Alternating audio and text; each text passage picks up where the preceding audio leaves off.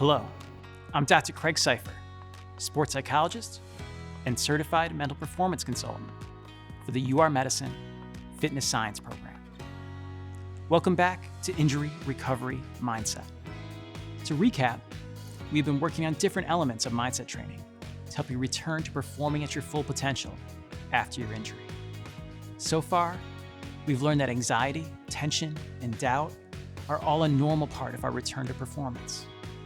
We've talked about the alarm bell response, the green and red zones of energy management, and we've developed mindset skills for energy management.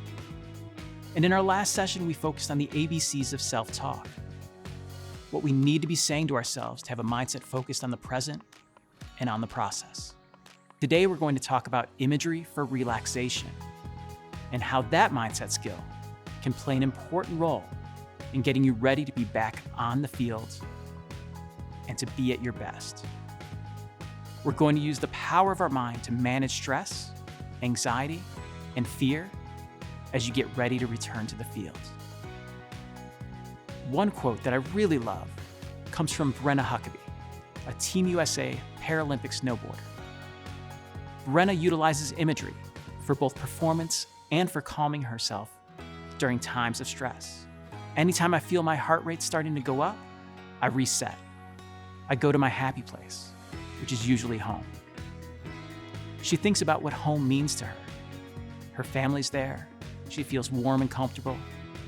Her mom and dad are cooking, and she can smell the Cajun food that they're cooking. Brenna's imagery helps her to feel loose, relaxed, and ready to deal with the stresses that are going to come as competition approaches.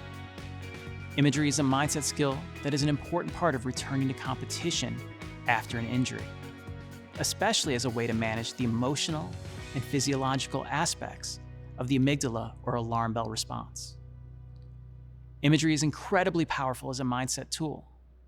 Research has shown that imagery improves concentration and enhances motivation. Imagery builds confidence. Imagery helps us to acquire and practice sport-related skills as well as strategy. Imagery research has also shown that it can help us control emotional responses, cope with pain and injury, and help us respond to adversity. There are three key components that we'll discuss related to creating imagery for calm and relaxation. You may have noticed that I use the term imagery and not visualization. This is deliberate. When I say imagery, I'm focusing on building a complete image in my mind. Not just the visual aspect, but an image that is multisensory. In creating imagery, we need to start with a focus on a location or environment. To start, pick a place that has a lot of meaning to you. It could be a place that you visited or a place you'd really like to visit, and one that you associate with feelings of calm or relaxation. Often athletes choose to imagine natural landscapes, such as the beach or being in the mountains. The most important factor is that this is a place that you associate with being calm and relaxed. So take a couple moments now to think about what environment would work best for you. The next part that's really key is that we need to utilize our senses to make this image as real as possible. Of course, when we use the term visualization, we think about sight. What are the things that we see? Our sense of sight is incredibly powerful.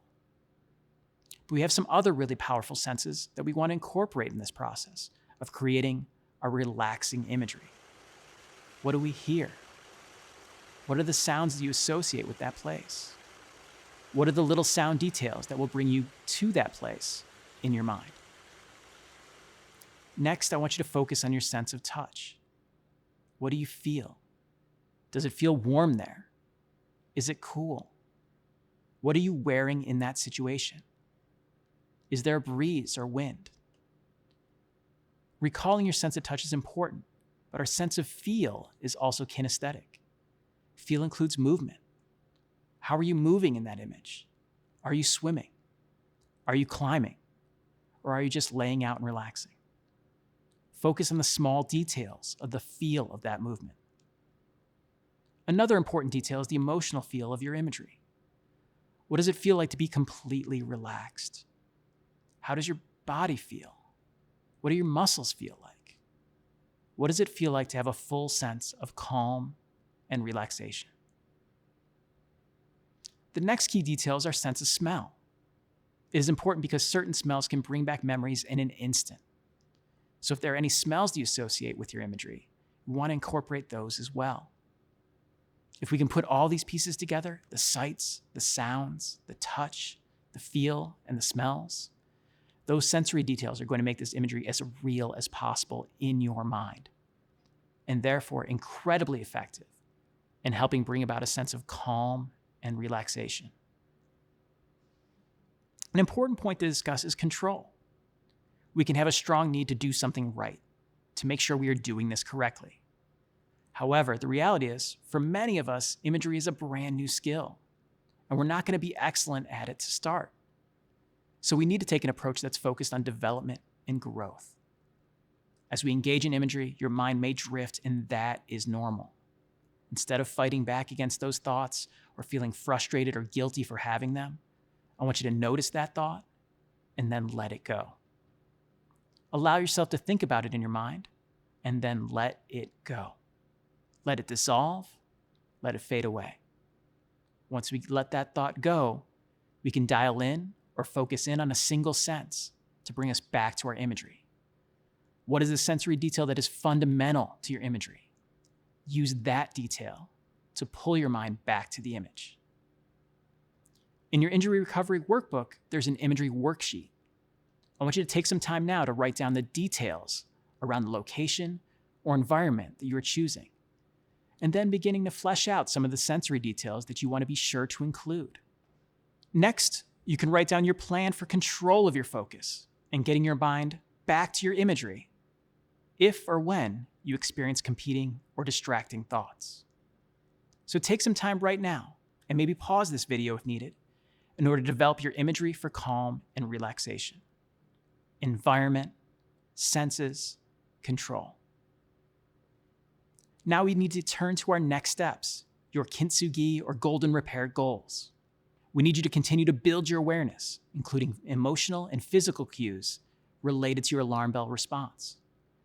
We need you to continue to practice and utilize the mindset skills that we built so far, including both breathing techniques and progressive muscle relaxation. We also need you to be mindful of your self-talk and utilize ABCs to stay neutral and focused on process. And finally, we need you to take this opportunity to practice and utilize imagery for calm and relaxation. Moving ahead, we can split next steps with imagery into either a basic or advanced approach. A basic starting point would be to be a bit more planful about adding imagery into your daily routines. Focus on key details of environment, senses, and control as you practice. Start with practicing imagery 3 to 4 times a week. Spend some time with this skill and just see how it goes. Now, if imagery is something you're already familiar with, an advanced approach we recommend is to keep an imagery journal.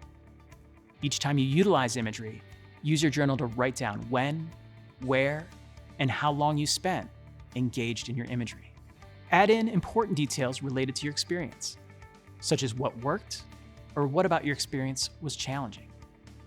Writing down your experience in a journal can be a good way to see your progress over time and give you an opportunity to reflect on what makes imagery successful for you. If you have any questions or comments, feel free to reach out. Take care, and once again, I'm Dr. Craig Seifer for the UR Medicine Fitness Science Program.